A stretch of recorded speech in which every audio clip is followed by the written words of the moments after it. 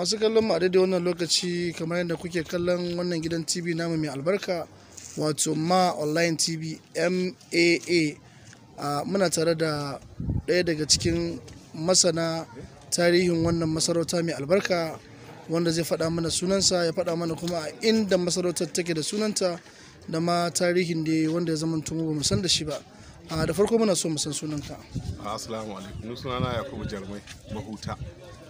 A Najeriya nake, jihar Katsina, dan Dima Local Government, a garin Mahuta ko Mahuta A. Ita wannan sarauta ta Zarmai ta samu asali ne tun lokacin sarkin Katsina Dikko.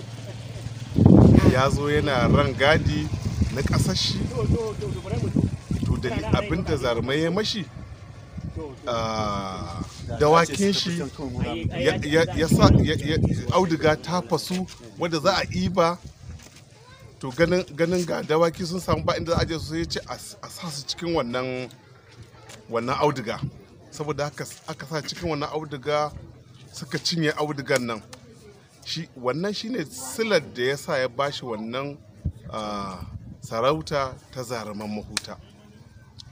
Kuma an bashi wannan sarauta 1990 109 ne ko? Haka dai ko? 1909 yawa 1909 aka bashi wannan sarauta.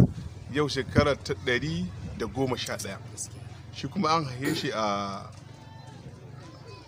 wani gari da yake can ƙasar Borno. Yaƙi ya baro shi daga can ya zo hannun Mahuta, ya tsatsaya a wurare da ɗan dama akan hanya, amma nan Mahutan nan ya zauna, ya yi zango a nan Mahuta.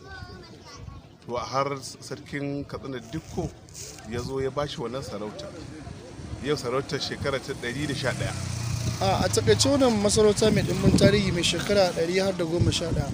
Akalla daga farkon masarauta zuwa yanzu mun samu sarakai nawa a wannan masarauta? Akwai sarakai guda 5. An yi Zarumai Isa, sai Zarumai Muhammadu Sani, sai Zarumai Alkasu, sai Zarumai Hamza, sai yanzu akwai Zarumai Sani na biyu.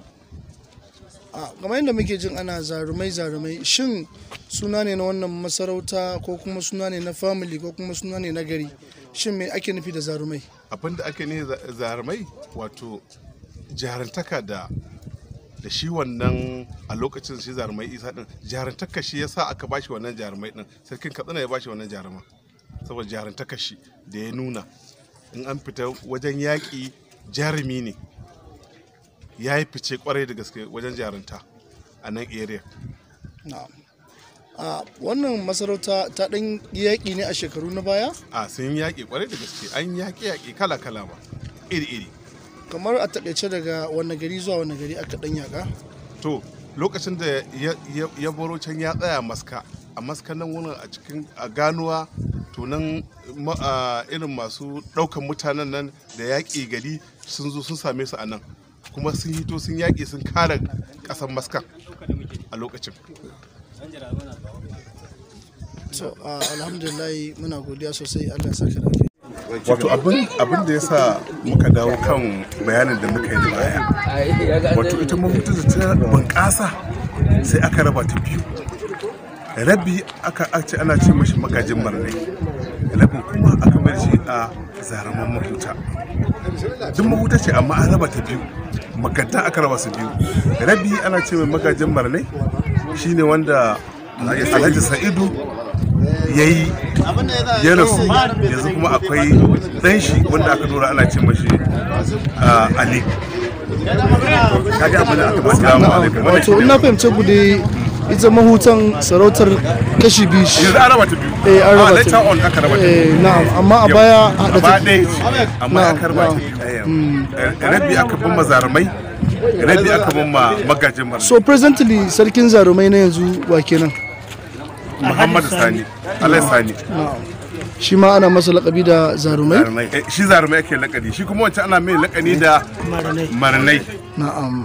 Magajin Marnai, mai sarauta kuma sunan shi Ali. Sannan in addition kuma abin da ke faruwa garin yana dauke da ward guda 3.